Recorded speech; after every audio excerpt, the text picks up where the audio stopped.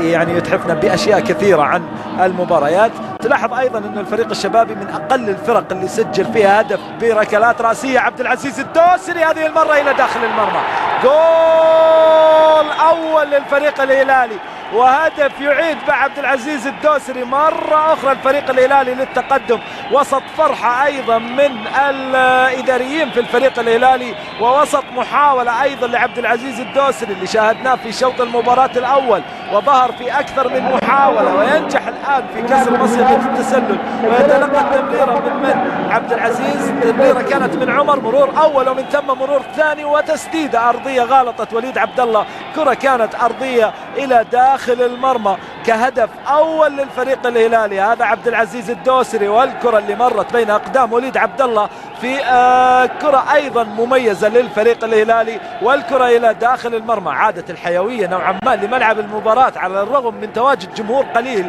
في هذا اللقاء اللي يتوقع أنه فيه حضور أكثر، ولكن أيضا الهدف